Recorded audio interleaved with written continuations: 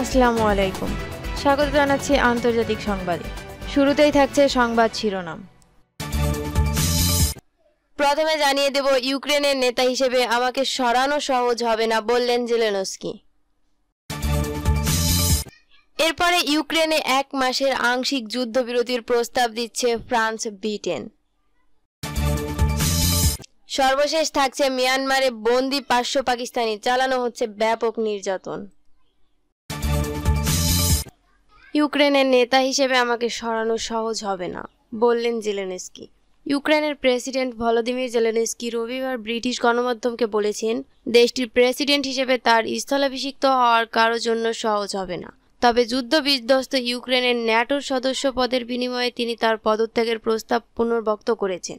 Ukraine রাশিয়ার যুদ্ধ নিয়ে শুক্রবার ওভাল অফিসে মার্কিন প্রেসিডেন্ট ডোনাল্ড ট্রাম্পের সাথে বিতর্কিত বৈঠকের পর মার্কিন রিপাবলিকানরা জেলেনস্কিকে পদত্যাগ করতে হতে পারে বলে অনুমান করেছিলেন।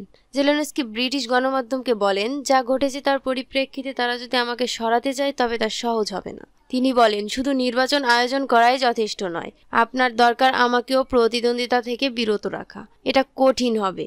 মনে হচ্ছে আমার সাথে আপনাদের মধ্যস্থতা করতে হবে। ন্যাটোর সদস্যপদ লাভের মাধ্যমেই আমার মিশন সম্পন্ন হবে। ওভাল অফিসে বৈঠকে ডোনাল্ড ট্রাম্পের সাথে দ্বন্দ্বে জড়িয়ে জেলেনস্কি ইউক্রেনের খনিজ সম্পদের বিষয়ে চুক্তিতে স্বাক্ষর ছাড়াই হোয়াইট হাউস ত্যাগ করেন। ইউক্রেন নিয়ে লন্ডনে ইউরোপীয় নেতাদের সম্মেলন চলছে। এদিকে রবিবার রিপাবলিকান কর্মকর্তারা একটি নিউজ প্রোগ্রামে উপস্থিত হয়ে জেলেনস্কি যতদিন ক্ষমতায় থাকবেন ততদিন রাশিয়ার সাথে কোনো চুক্তি হতে পারে কি না এমন প্রশ্ন তোলেন। জেলেনস্কি যুদ্ধবিরতি চুক্তির অংশ হিসেবে ইউক্রেনকে ন্যাটোর সদস্যপদ দেওয়ার আহ্বান জানিয়ে আসছেন।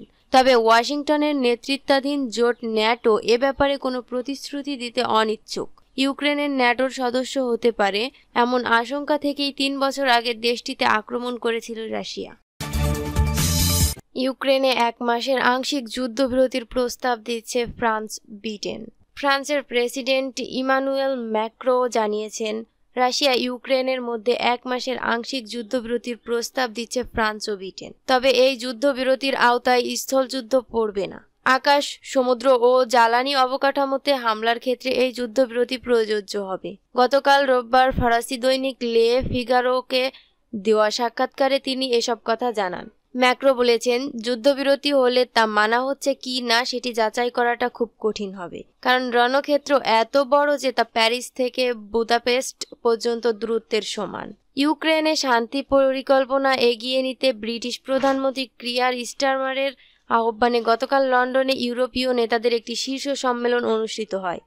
এই সম্মেলনে যোগ দেন ম্যাক্রো। সম্মেলনের পর এখন রাশিয়া ও ইউক্রেনের মধ্যে 1 মাসের আংশিক যুদ্ধবিরতির প্রস্তাব ফ্রান্স ও ব্রিটেন দিচ্ছে বলে সাক্ষাৎকারে জানান ম্যাক্রো। ম্যাক্রো বলেন, ফ্রান্স ব্রিটিশ প্রস্তাব অনুযায়ী যুদ্ধবিরতির দ্বিতীয় ধাপে ইউরোপীয় স্থলসেনা মোতায়েন করা হবে। আগামী সপ্তাহগুলোতে ইউক্রেনের মাটিতে কোনো ইউরোপীয় সেনা থাকবে না। ম্যাক্রো বলেন, এখন প্রশ্ন হলো যুদ্ধবিরতির জন্য আমরা এই সময়টিকে কিভাবে কাজে লাগাবো। আলাপ আলোচনা করতেই কয়েক সপ্তাহ লেগে যাবে।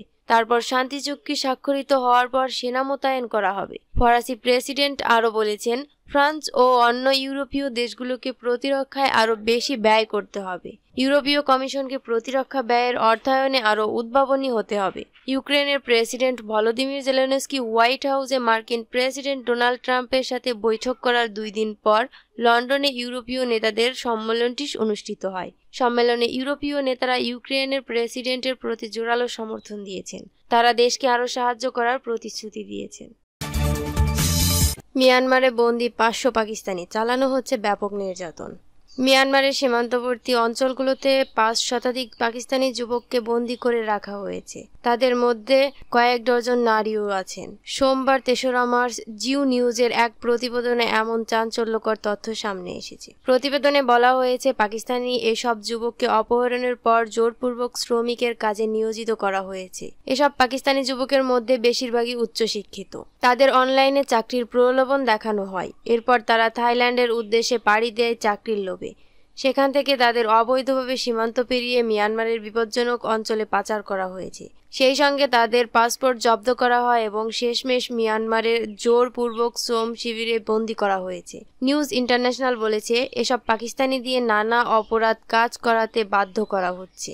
তাদের মধ্যে রয়েছে ক্রেডিট কার্ড জালিয়াতি, অনলাইন কেলেঙ্কারি, ক্রিপ্টোকারেন্সি সম্পর্কিত অবৈধ কার্যকলাপ। এসব বন্দীর উপর ব্যাপক নির্যাতন সহ বিনা বেতনে জোরপূর্বক শ্রমিকের কাজে নিয়োজিত করা হয়েছে বলেও প্রতিবেদনে বলা হয়েছে। জিও নিউজ জানিয়েছে, তাদেরকে পরিবারের সঙ্গেও যোগাযোগ করতে দেওয়া হচ্ছে না। তাদের ভয়াবহ পরিস্থিতির মধ্যে আটকে রাখা হয়েছে। এমন পরিস্থিতিতে 11 জন পাকিস্তানি বন্দী শিবির থেকে পালিয়ে থাইল্যান্ডের উদ্দেশ্যে পাড়ি দেয়।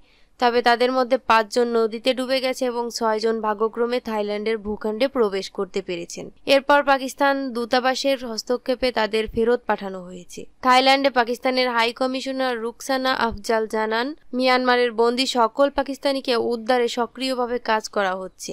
এছাড়া এই বিষয়টি পাকিস্তানের প্রধানমন্ত্রী শেহবাজ শরীফকেও জানানো হবে বলে প্রতিবেদনে উল্লেখ করা হয়েছে।